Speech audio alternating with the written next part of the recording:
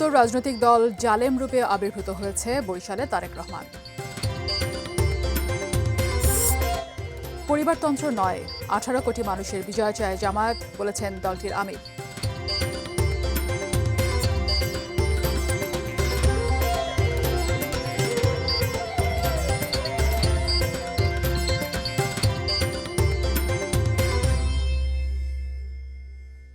দেখছেন ATN news.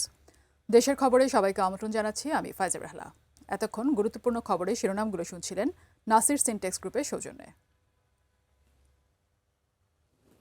এবারে জানাবো পুরো খবর। শুরুতেই বেলামের সৌজন্যে জাতীয় নির্বাচন ও গণভোটের খবর। বিএনপি চেয়ারম্যান তারেক রহমান বলেছেন, স্বৈরাচারের মতোই গুপ্তরা এখন নতুন জালিমে পরিণত হয়েছে, যাদের কাছে দেশের মা বোনরা নিরাপদ নয়। বুধবার বরিশাল নগরীর বেলস পার্ক মাঠে নির্বাচনী জনসভায় তিনি এসব কথা বলেন। বাংলাদেশ চলবে জনগণের রায়ের মধ্য দিয়ে উল্লেখ করে তারেক রহমান বলেন, জালেমদের নেতা প্রকাশ্যে নারীদের নিয়ে কলঙ্কিত শব্দ ব্যবহার করেছেন। যেই নেতা ও কর্মীরা মা বোনদের জন্য সম্মান দেখায় না, শ্রদ্ধা নেই মা বোনদের প্রতি, তাদের কাছে বাংলাদেশের মানুষ সূচক আচরণ আশা করতে পারে না। তারেক রহমান বলেন, তাদের কুমিল্লা জেলার একজন নেতা বলেছেন 12 তারিখ পর্যন্ত জনগণের পা ধরবেন, 12 তারিখের পর জনগণ তাদের পা ধরবে। কোন পর্যায়ের মানুষ তারা, কোন পর্যায়ের মানুষ হলে জনগণকে তুচ্ছ তাচ্ছিল্য করছে, তাদের মানসিকতা কোন পর্যায়ের তা বেরিয়ে এসেছে।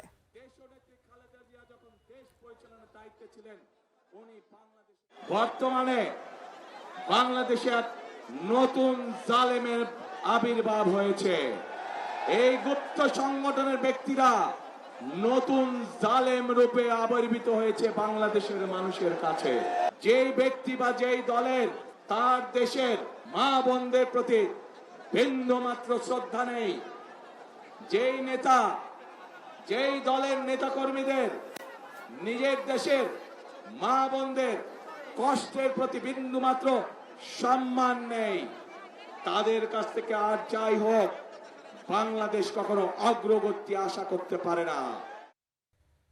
ছোট্ট একটা বিরতি নিচ্ছি, সাথেই থাকুন।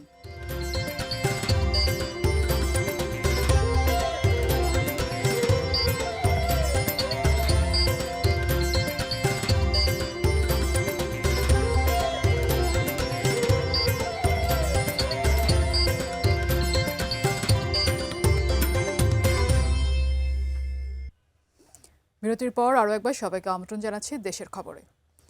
জামায়াত ইসলামী ক্ষমতায় গেলে উত্তরবঙ্গকে কৃষি শিল্পের রাজধানীতে পরিণত করা হবে, একথা বলেছেন দলটির আমির ডক্টর শফিকুর রহমান।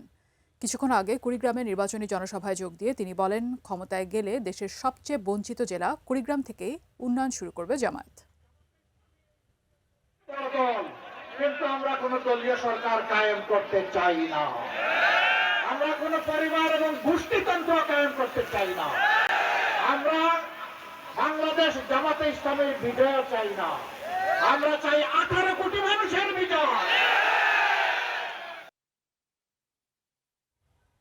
ছোট্ট আরেকটি বিরতি নিচ্ছি, সাথেই থাকুন।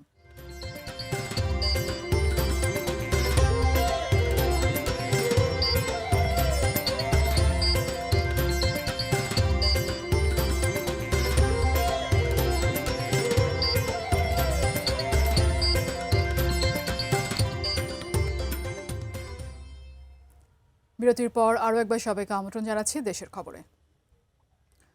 নরসিংদীর রায়পুরায় 2 গ্রুপের সংঘর্ষে গুলিবিদ্ধ হয়ে এক কিশোর নিহত হয়েছেন, আহত হয়েছেন আরও 5 জন। স্থানীয়রা জানায়, উপজেলার সায়দাবাদ এলাকায় আধিপত্য বিস্তার নিয়ে হানিফ মাস্টার ও এরশাদ মিয়া গ্রুপের মধ্যে দীর্ঘদিন ধরে বিরোধ চলছিল। এরই জেরে সকালে 2 গ্রুপ আগ্নেয়াস্ত্র নিয়ে সংঘর্ষে জড়িয়ে পড়ে। এক পর্যায়ে 2 গ্রুপের মধ্যে গোলাগুলিতে গুলিবিদ্ধ হয় কিশোর মোস্তাকিম মিয়া।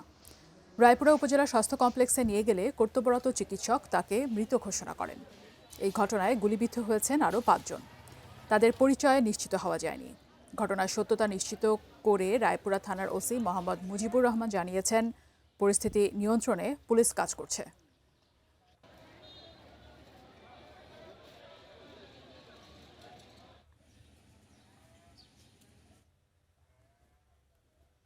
এই ছিল দেশের খবর।